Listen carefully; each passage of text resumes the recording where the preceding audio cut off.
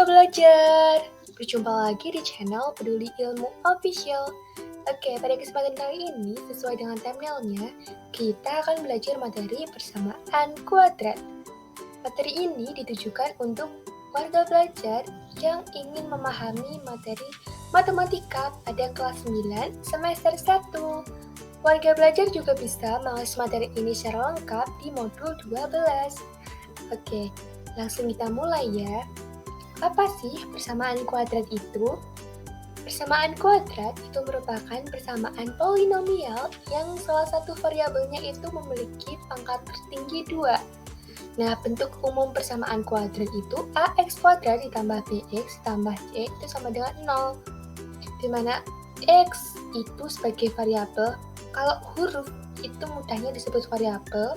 Nah, kalau a angka dari koefisien x kuadrat, kalau b itu angka dari x, lalu c itu angka yang sendiri, angka aja, nggak ada hurufnya, itu disebut konstanta.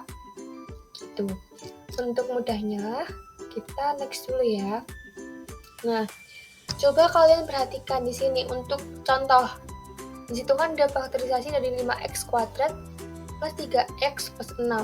Berarti 5 koefisien dari x kuadrat itu disebut a, sedangkan 13 koefisien dari x itu disebut b, lalu kalau angka sendiri aja itu disebut konstanta. Jadi 6 itu disebut konstanta. Nah, kita fokus ke judulnya ya. Sekarang kita membahas terkait cara menyelesaikan persamaan kuadrat. Untuk cara menyelesaikan persamaan kuadrat itu ada 3. Yang pertama, faktorisasi. Yang kedua, nanti ada rumus kuadrat sempurna. Yang ketiga, nanti kita pakai rumus kuadratik atau ABC. Nah, faktorisasi itu mudahnya pengertiannya tuh gini. Jadi, kita mencari dua nilai yang kalau dikalikan itu akan menghasilkan konstantanya, tapi kalau ditambah itu akan menghasilkan koefisien dari x. Jadi gini, kita cari angka yang kalau dikalikan hasilnya 6, tapi kalau dijumlahkan jadilah 13x gitu. Nah, sebelum ke soal, kita ke sini dulu ya, ke tabel dulu. Kalau ada persamaan kuadrat x kuadrat ditambah 2xy plus y kuadrat sama dengan 0, kita bisa tuliskan faktorisasinya dengan kurang buka x plus y kurang tutup pangkat 2 sama dengan 0. Jadi persamaan nomor 1 ini itu sama aja x plus y dikalikan x plus y gitu.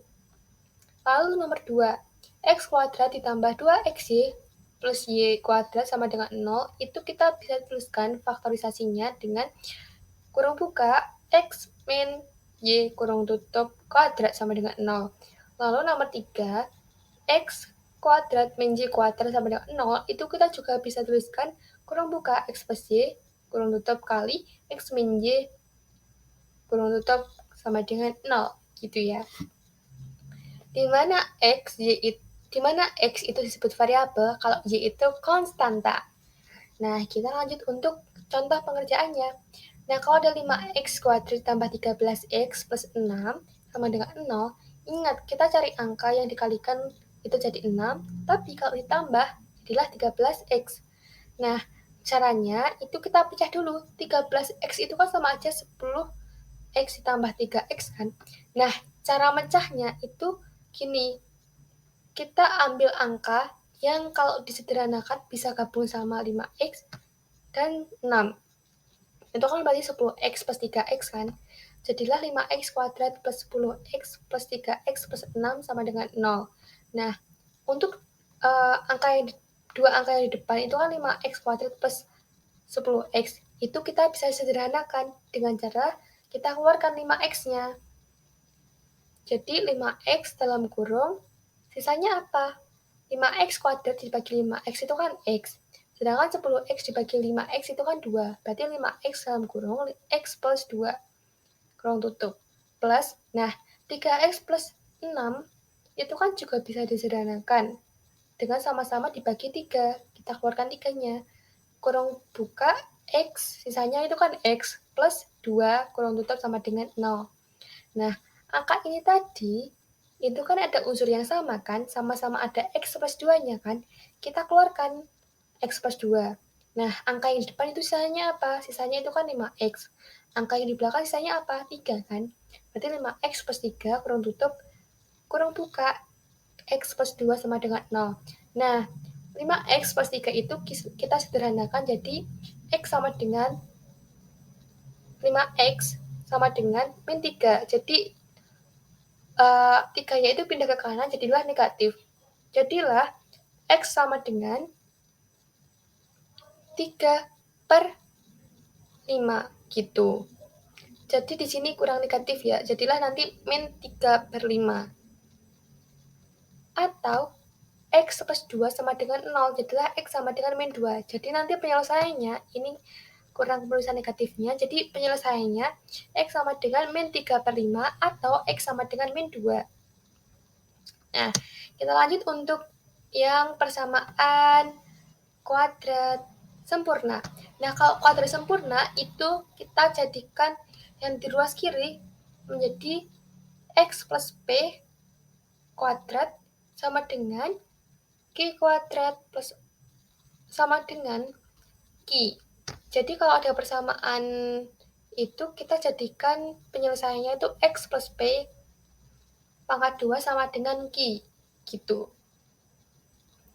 Nah, kita langsung aja ke penerapan soalnya. Di sini kan ada X kuadrat plus 6X plus 5. Kita jabarkan X plus X kuadrat ditambah 6X. Nah, angka 5-nya itu pindahkan ke kanan. Jadilah min 5. Jadi X kuadrat plus 6X sama dengan min 5. Nah, ruas kiri sama ruas kanan itu kita jadikan, kan kalau tadi di persamaan atas itu kan konstantanya itu kan P kuadrat. Berarti kita cari bilangan kuadrat. Kita cari misal tambahkan 9. Di kiri 9, di kanan 9. Berarti X kuadrat plus 6X plus 9 sama dengan min 5 plus 9, 4. Nah, yang di ruas kiri itu kita gabungkan. Jadi X plus 2 kan X kuadrat plus 6X plus 9 itu kan kita bisa jadikan X plus 3. Coba kalian kalikan ya warga belajar. Kalau X plus 3 kali X plus 3 itu pasti hasilnya sama dengan X kuadrat plus 6X plus 9 sama dengan 4. Nah, karena di situ kan masih dalam bentuk pangkat 2 ya. Kita kan mau cari X aja. Makanya di kiri dan di kanan diakarkan jadilah X plus 3 sama dengan plus minus 2. Nah, jadi nanti ada kemungkinan hasilnya kalau sama dengan 2, nanti hasilnya X-nya min 1, tapi kalau sama dengan min 2, nanti X-nya sama dengan min 5, begitu. Lalu kita lanjut untuk persamaan kuadratik.